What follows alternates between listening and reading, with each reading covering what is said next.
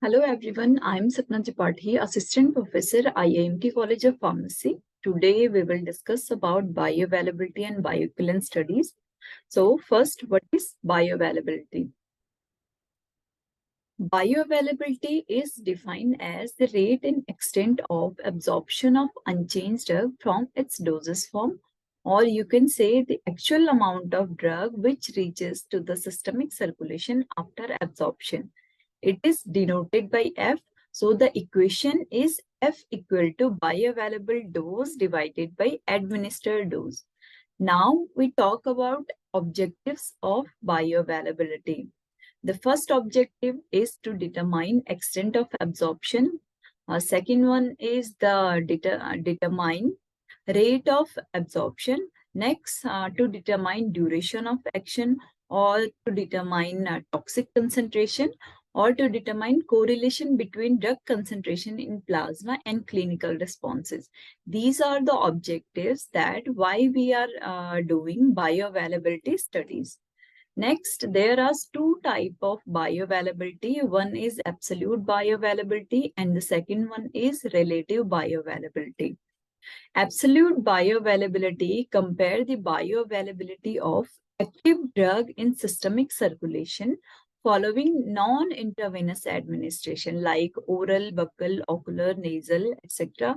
These routes with the bioavailability of same drug following intravenous administration. Means we compare the non-IV route with the IV route, okay? And the next one is relative bioavailability. Relative bioavailability measures the bioavailability of formulation A of a certain drug with when compared with another formulation B of the same drug, usually an established standard or through administration via a different route. Okay. Now, if we talk about measurement of bioavailability, there are two methods for assessment or measurement of bioavailability. First one is pharmacokinetic method and the second one is pharmacodynamic method. Pharmacodynamic method is an indirect method, and in pharmacokinetic method, there are two major methods. The one is plasma level time studies and second one is urinary excretion data. And if you talk about pharmacodynamic method, it is direct measurement of drug concentration. And there are two methods: acute pharmacological response and therapeutic response. Now, the pharmacokinetic method, if we talk about, the first one is plasma level time studies. In plasma level time studies, we collect the serial blood sample for a period of 2 to 3 biological half-life. We take sample within 5 minutes of drug administration and subsequent sample taken at 15-minute interval. There are three parameters of plasma level time studies which are considered important for determining bioavailability: Cmax, Tmax, and AUC. Cmax is the peak plasma concentration that gives an indication whether the drug is sufficiently absorbed or not. Second one is Tmax. This is the peak time that gives an indication of rate of absorption, and it decreases as the rate of absorption increases. And the last parameter is AUC. AUC is area under the plasma level time curve. That gives a measure of the extent of absorption or the amount of drug that reaches to the systemic circulation. Now, the second method is urinary excretion studies. Urinary excretion studies based on the principle that the urinary excretion of unchanged drug is directly proportional to the plasma concentration of drug. This method is used when at least 20% of administered dose is excreted unchanged in the urine. And this method is particularly useful for those drugs which extensively excreted unchanged in urine, for example, thiazide, diuretics, or sulfonamides, or used for those drugs where, which are used in site which used in urine as a site of action. Examples of urinary antiseptic or hexamine. These are two types of drugs where the urinary excretion studies are conducted. For urinary excretion studies, there are many advantages and disadvantages. Advantages is sampling is very easy in compared to plasma concentration time curve. Urinary sample is very easy, and the disadvantage, if you talk about disadvantage, the main disadvantage is that results are variable. Next, the acute pharmacological response method, which is under pharmacodynamic method. When bioavailability measurement by pharmacokinetic method is difficult, inaccurate, or non-reproducible, then acute pharmacological effects such as change in ECG or EEG readings, pupil diameters, etc., is related to the time course of given drug. Then this method is used. There are some disadvantages of this method, like the pharmacological response tend to be more variable, and accurate correlation between measured response and drug available from the formulation is difficult. And the observed response may be due to an active metabolite whose concentration is not proportional to the concentration of parent drug responsible for the pharmacological effect. And the next method is therapeutic response method, which is under pharmacodynamic method. Theoretically, the most defined, this method is based on observing the clinical responses to the drug formulation, which is given to the patient suffering from diseases for which it is intended to be used. There are many drawbacks of this method, like quantitation of observed response is too improper. Next, the bioequivalence studies are usually conducted using a crossover design in which each subject receives each of the test doses forms. Next, if we talk about multiple dose protocol, if multiple doses are given to the patient who required the drug for a disease would be able to receive only a single dose of drug every few days. Next, this is the measurement of bioavailability. Now we talk about bioequivalence studies. So if two or more similar doses form of the same drug reach the blood circulation at the same relative rate or extent, those are bioequivalent preparation of the generic drug. Difference in bioavailability is usually seen with oral doses form. Bioavailability of IV is 100%. IM and SC are assumed to be close to 100%. Differences of less than 25% in bioavailability among several formulations of one drug with usually have no significant effect on clinical outcome. Hence, such formulation can be called bioequivalent. There are two terms in bioequivalence. One is chemical equivalence and the second one is pharmaceutical equivalence.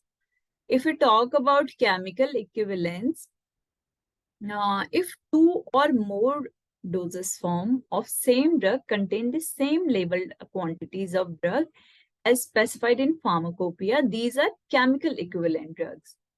And if two or more chemical equivalent drug doses form also contain other similar ingredient like excipients are also same, those doses forms are considered to be pharmaceutical equivalent. There are some protocol for bioavailability or bioequivalence studies. If we talk about protocols for bioequivalence studies, this is the list of protocols. One is the title. In title, there is principal investigator's name, project number and date. Second is study objective, why you are doing that bioequivalence study. Next is study design. Study design consider all the data which is required for conducting that studies. It includes design, drug product, test product, and reference product. Next is doses regimen, sample collection schedule, housing, fasting or meal schedule, analytical methods, and the fourth protocol is study population. In study population, there is subject selection, their medical history, physical examination, laboratory testing. These all are in study population. Next is inclusion and exclusion criteria. In this, there is inclusion criteria and exclusion criteria. Next is a restriction or prohibition.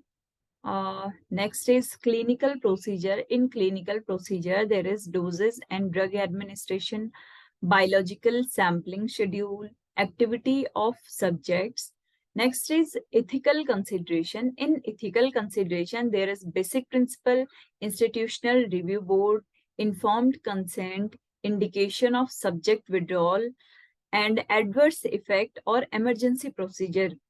And the next one is facilities, data analysis. In data analysis, there is analytical validation procedure and statistical treatment of data. And the next one is drug accountability, and the last is appendix. These are all the protocols which we follow when we are conducting bioequivalence study.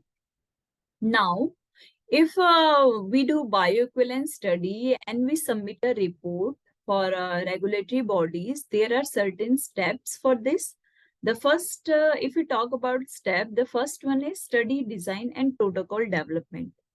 Before conducting a bioequivalence study, researcher or pharmaceutical companies must design a study protocol. This protocol outlines the study objective like inclusion, exclusion criteria, doses regimen, sample size, statistical analysis plan, and all the other relevant details.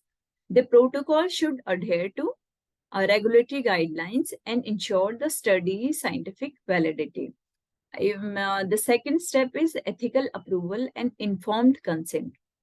The study protocol need to be reviewed and approved by an independent ethical committee or institutional review board.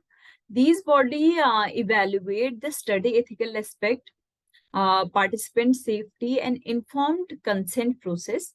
Participant in the study must provide informed consent, understanding the study purpose, risk, and benefits. The third step is study conduct. Once the protocol is approved and participants are enrolled, the bioequivalence study is conducted. Typically, it involves two groups. A test group receives the generic drug formulation and a reference group receives the brand name or reference drug. The groups are usually given different treatment in a randomized crossover design, where each participant receives both treatment with a washout period in between. Blood samples are collected in specific time point to measure drug concentration. Fourth step is analytical analysis. After conducting study, the collected sample are analyzed to determine the drug concentration using validated analytical method. This analysis helps establish whether the generic drug formulation is bioequivalent to the reference drug or not.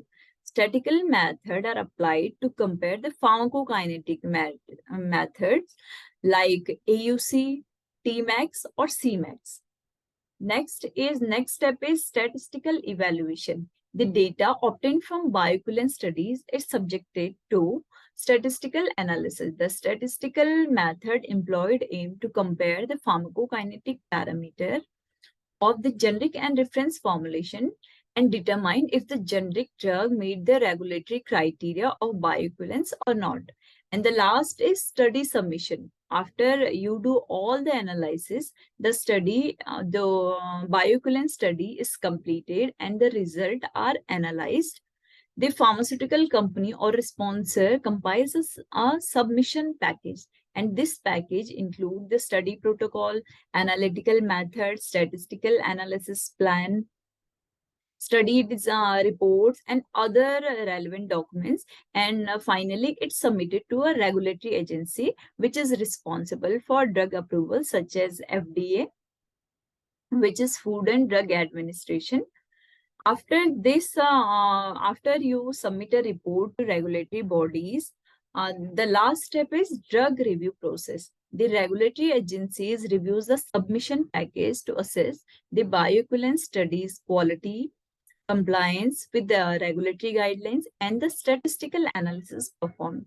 They evaluate whether the generic drug formulation is indeed bioequivalent to the reference drug or not.